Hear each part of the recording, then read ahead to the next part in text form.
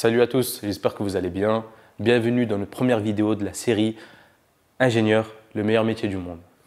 C'est parti!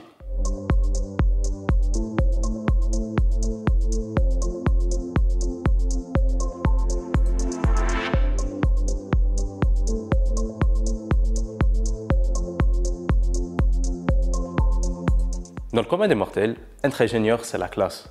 C'est un niveau Bac+5, donc ça peut être potentiellement signe d'un niveau de réflexion très élevé. Mais par contre, si l'on va interroger des personnes lambda dans la rue, personne ne sait vraiment exactement ce que fait un ingénieur. Donc c'est la question à laquelle on va tenter de répondre aujourd'hui. Si vous avez des questions, n'hésitez pas à les mettre en commentaire. C'est parti! Être ingénieur rime avec adaptabilité. Vous devez être capable, suivant un cahier des charges qui définit les objectifs d'un projet, de trouver une ou plusieurs solutions pour l'aboutissement de ce projet. Vous avez des contraintes à prendre en compte qui sont de différentes natures. Financières, techniques, sociétales et j'en passe. Il y en a énormément. Donc il faut être capable de mêler toutes ces contraintes pour arriver à quelque chose à la fin qui fonctionne bien sûr et qui répond aux objectifs du projet.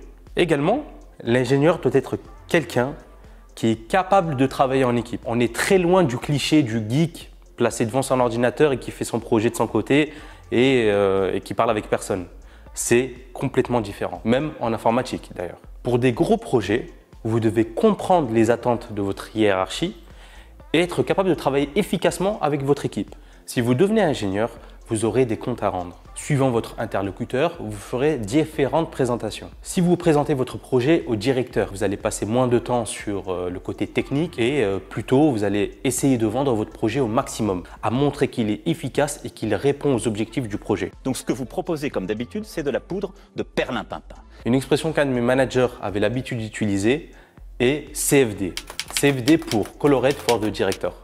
C'est-à-dire que pour le directeur, on va essayer de vendre du mieux possible notre projet.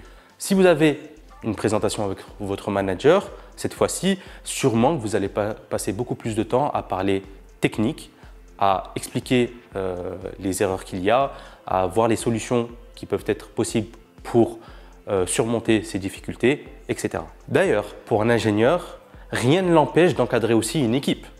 C'est pour ça qu'on parle aussi des fois d'ingénieur cadre. Donc là aussi, une intelligence sociale est requise. Et bien évidemment, pour finir, un ingénieur doit être un expert dans son domaine de prédilection et doit être capable d'apprendre au fur et à mesure de sa carrière les avancées technologiques dans son domaine. Google est pour un ingénieur son meilleur ami. Pour finir cette partie, et je vais me répéter, un ingénieur doit être quelqu'un de versatile. Ok, super. Donc maintenant, on commence à comprendre un peu ce que fait un ingénieur.